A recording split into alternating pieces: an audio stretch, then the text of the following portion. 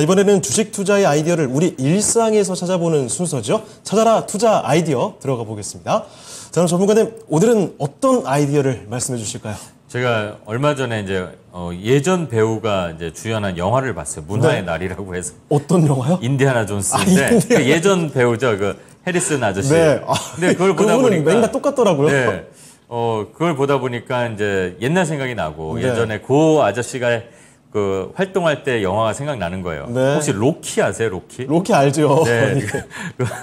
로키란 영화를 이제 옛날에 제가 중학교 뭐 이럴 때 이제 본 기억이 나는데 그걸 보면은 로키는 항상 맞아요. 처음에. 맞아요. 그리고 그렇죠. 마지막에 이기는데 이 마지막에 이렇게 보면 막 손을 팍 들고 막 에드리안 뭐 이러고 부르면서 막 이렇게 피가 흐르잖아요. 거의 죽기 직전에서. 네, 이겼는데. 네. 이겼는데 그게 이긴 것 같지 않아요. 패자 같아요. 훨씬 많이 맞았죠. 네. 그러다 보니까 저건 이겨도 이긴 게 아니야. 네. 이런 생각이 들고 이러다 보니까는 최근에 우리가 또 올 초였죠. 뭐 SM 얘기도 다루고 그랬는데 네. 주식 시장에도 이겨도 이긴 게 아니야 이런 거. 또 특히 경영이나 이런 거 공부하신 분들이나 잘 아실 거 아니에요. 뭐 승자의 저주. 네. 또 더 유식하신 분들, 우리 앵커님들 다 우리 또 토마토 2대 지식인 아닙니까? 남자분들 중에 2명이니까. 네. 네. 피루스의 승리라는 얘기도 많이 들어보셨을 거예요. 네. 뭐 고대 그리스 때, 그리스 시대 뭐 이때 해갖고 그리스 피루스라는 사람이 도시국가인 로마, 네. 로마하고 싸웠는데 가서 싸웠는데 그 주변 국가들이 로마를 물리쳐달라 해서 갔는데 네, 싸우면 싸울수록 이겨요. 계속 네. 이겨요. 근데 자꾸 우리 편들은 다 죽어나가요. 3만 5천 명이 갔는데 결국 이기고 돌아갔거든요. 네, 2만 명이 죽었대요. 뭐 이런 게 이제 피로스의 승리라고 해서 그렇죠. 이겨도 이긴 게 아닌. 네, 이 얘기는 되게 긴데 뭐 이것도 이제 승자의 저주. 네. 네, 딱 나올 거예요. 이게 승자의 저주가 주식 시장에도 있지 않을까. 네, 그래서 그 인수합병 관련돼서 네. 네, 승자의 저주와 관련된 종목들 어떤 회사들이 있는지 그리고 뭐 승자의 저주에 빠지지 않으려면 뭐 우리가 이제 투자자 입장이니까 우리가 인수합병 할 거 아니지만 역으로 그런 걸 좀 알아두면 네, 어떤 회사가 어떤 회사를 이렇게 인수합병을 할 때 네. 저거는 투자하면 안 되겠다 이런 게 힌트가 나오지 않을까 해서 네, 로키 생각나고 이어져서 이렇게 아이디어를 한번 생각해봤습니다. 네, 자 이렇게 인수합병에 대한 키워드를 가져와 봤습니다. 왜냐하면 인수합병과 관련된 이야기는 사실 주식시장에서 굉장히 큰 관심을 모으죠. 그런데 이 인수합병을 해서 무조건 좋은 게 아닙니다. 뭐 과도한 비용이 들어가거나 인수합병이 잘 되지 않았을 경우에 오히려 승자의 저주에 빠지게 되는 주가는 또 지지부진하게 흘러가는 경우들도 있거든요. 자, 그래서 그런 경우들을 살펴보도록 하겠습니다. 자, 그럼 최근에 뭐 인수합병 사례들 좀 살펴봐야 되지 않을까요? 네, 좋은 사례, 나쁜 사례 뭐 많잖아요. 네. 네, 우리가 가장 먼저 생각나는 게 지금 아까 항공 얘기를 했지만 네. 아시아나항공 뭐 요즘에 이제 대한항공하고 인수합병 이렇게 되잖아요. 근데 그 전에 아시아나가 원래 금호그룹 거였잖아요. 네. 금호그룹의 대표적인 이제 계열사였는데 이 금호그룹이 2006년에 대우건설을 한번 인수한 적 들어보셨죠? 2006년이요. 네, 그러니까 금호가 대우를 이제 뭐 소위 말하는 꿀꺽 뭐 나쁜 의미가 아니라 이제 인수를 하려고 했었는데 적정 주가의 2배 이상의 이제 이 돈을 줬어요. 네. 그러니까 뭐 1조짜리면 2조를 했는데 또 뭐 그 2조가 자기 돈도 아닐 거 아니에요. 다 채권단 돈일 거고. 근데 이제 이 인수를 그렇게 해서 성공을 했는데 인수에 성공은 했지만 그거를 끌고 가야 되잖아요. 네. 2006년. 그 다음에 뭐가 있었잖아요. 금융위기. 그렇죠. 이거 네. 체했군요. 소화가 안 돼서. 그래서 3년 만에 재매각을 해요. 네. 금호그룹은 그게 이제 어떻게 보면 이제 뭐 말하기 좋아하는 저도 이제 브랜드 컨설팅을 했으니까 네. 우리 같은 분들 사람들은 그래요. 거봐 배탈 났어. 배보다 배꼽이 더 큰. 네. 네, 이게 이제 가장 대표적인 겁니다. 그리고 대한통운까지도 또 마찬가지로 이제 매각해서 대한통운이 지금 뭐 CJ로 넘어갔잖아요. 네. 그런 M&A 결과가 있었고 또 네. 웅진그룹에서도 이제 극동건설을 인수를 하다가 네. 이제 극동건설 마찬가지로 그 금융위기 맞으니까 법정 관리 가고 웅진코웨이가 알짜 회사였거든요. 네.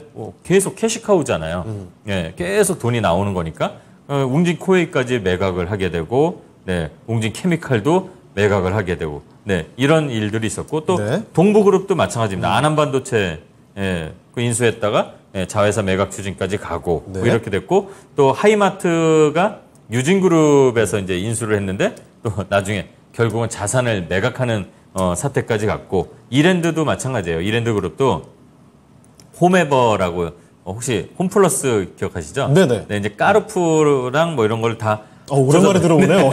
네, 인수를 했다가 홈에버로 뭐 다 시장까지 다 끝냈어요. 그것도 2년 걸려서 거의 근데 크게 손해는 안 봤다 해도 2년을 날린 거잖아요. 어떻게 보면 이 시간을 날려버렸다 이렇게 네. 표현을 할 수 있는데 홈플러스에 다시 재매각을 하고 이런 일들이 좀 있었죠. 그래서 또 이거 외에도 최근에 보면은 네. 이거를 실패도 아니다. 지금은 단정지을 수는 없는데 SM도 마찬가지잖아요. 네네. 예, 이것도 아직은 누가 이제 뭐 저주에 걸릴지 아니면 그 극복할지 모르겠습니다만 그 SM 이슈도 어떻게 보면 약간은 좀 오버하는 것도 있었고 무리수도 좀 있다고 이렇게 보고요. 네. 그다음에 한화가 이제 인수한 대우조선해양, 네. 네 이런 것도 있고 이런 사례들은 여러 가지가 있습니다. 그래서 앞에 말씀드린 것들은 좀 약간 안 좋은 결과가 나온 것들이었고요. 네. 그리고 또 특히 넷마블이 네. 이제 대표 회사잖아요. 우리나라 게임 회사 중에. 그렇죠. 근데 이제 캐시카우를 더 확보하려고 외국의 그 카지노 회사를 인수했는데 네. 게임이 좀 들썩거리게 했던 네. 이야기죠. 근데 표가 저기 나오지만 계속 부채 비율 늘어나고 있고 네. 현금은 점점 없어지고 있고 기업 신용도는 떨어지고 있어요. 네. 그러니까 이 회사가 그 2021년에 현금성 자산이 네. 한 1조 4천억 정도 됐었어요. 네. 그리고 이제 순현금은 한 7천억 이상. 거의 뭐 조 단위까지 갈 수도 있는 그런 우량한 재무 구조를 갖고 있었는데 인수 한번 하고 그 이후에 게임 또 이렇게 좀 재미가 없고 시들시들 하잖아요. 네네. 그러다 보니까 또 지금 저렇게 기업 신용 등급도 떨어지고 있고 이런 요거는 승자의 저주에 지금 빠져 있는 상태다. 이렇게 네. 볼 수 있을 것 같아서 이런 승자의 저주에 빠져 있는 것들을 볼 때는 이렇게 재무나 이런 것들이 좀 안 좋아지는 게 있으니까 좀 잘 예. 봐야 되지 않을까. 가장 핵심은 재무 구조를 좀 보고 뭐 얼마 전에 뭐 쌍방울도 그 비행기 회사 인수하려다가 네. 안 된 것처럼 네, 이런 거 잘 살펴봐야 된다. 이 얘기를 좀 드리고 싶었습니다. 알겠습니다. 승자의 저주에 빠졌던 사례들 인수합병을 했다가 오히려 잘 소화를 시키지 못하고 어려움을 겪었던 사례들 말씀을 드렸습니다. 자, 그러면 이 승자의 저주 이게 왜 발생하는 건지 요인들을 좀 자세히 봐야 되지 않을까요? 그러니까 저런 얘기가 있어요. 워렌 버핏이 한 얘기인데 어떤 회사를 살려고 할 때 보면 적정 주가가 딱 뭐 예를 들어서 100억이다. 네. 그러면 20%를 디스카운트하고 한 푼도 깎아주지 말아야 된다. 뭐 이런 얘기가 있어요. 네, 그게 현명한 것 같아요. 네. 그런 것 같고 왜냐하면 이제 인수합병이 경쟁이 붙으면 당연히 경쟁이 붙으니까 값이 올라가는 거잖아요. 호가가. 그렇죠. 그러니까 거품이 생기기 마련입니다. 그 거품을 조심해야 되는 거고 뭐 여러분들이 사업하신 분이 있다면 사업할 때 그걸 좀 참고하시고 또 투자자라면 그런 회사를 투자할 때 이게 제대로 되는지 이걸 봐야 될 것 같아요. 그리고 특히 현금을 그래서 항상 여기 토마토에 우리 오래되신 전문가분들 많잖아요. 네. 토마토는 항상 좋은 재무 구조 가진 회사를 투자하라고 하잖아요. 저도 그렇고 그런데 그렇게 재무 구조가 일단 탄탄한 회사들이 일단 참전을 할 때는 괜찮습니다. 또는 네. 시너지를 낼 수 있는 회사들. 저 회사가 A 회사가 B 회사하고 합쳐졌을 때 더더욱 뭐 100과 100이 아니라 300이 되는 회사. 네. 이런 회사들을 할 때는 좋은 쪽이죠. 그래서 긍정적인 쪽으로 뭐 사례들도 있습니다. 네. 하이닉스가 그렇잖아요. 아, 하이닉스. 네, 하이닉스 사례도 그렇게 된 거고 결국 SK로 가서 지금 뭐 업황이 좀 안 좋아서 좀 힘든 거지만 예전에 하이닉스가 뭐 몇백 원짜리 회사 주식으로 주가로는 그런 적도 있었어요. 진짜 한 까마득한 한 15년, 20년 전에 네. 네, 그랬었는데 그런 것도 있고 최근 이제 예를 들면은 지금 성공한 거는 제일 먼저 떠오르는 거는 대우조선해양. 네, 이제 여기 한화그룹인데 한화그룹은 일단 재무도 괜찮았습니다. 네. 네, 탄탄했었고 또 그 외에 또 요소가 하나 있었는데 이 자녀분들이 이제 승계 작업에 이제 좀 있고 그러니까 그렇죠. 좀 힘을 실는 분야들도 이렇게 좀 정리가 되는 과정이 있다 보니까 맞아요. 이런 것들도 맞아 떨어졌어요. 그리고 이 김승현 회장이잖아요. 이 총수가 아직까지는 네. 이분이 또 안 되는 거 안 하시잖아요. 이런 것도 네. 네, 있어요. 그리고 그룹 간 시너지가 또 나오는 이런 게 좀 잘 실제로 좀 하나그룹의 주요 사례들이죠. 네, 그래서 하나그룹이 대우조선을 인수를 하는데, 네. 네, 그게 이제 본인들이 하는 우주항공 쪽하고도 연결이 좀 되고, 네, 거기다가 당연히 야 배만 만들어서 되겠니? 이랬을 거 아니에요.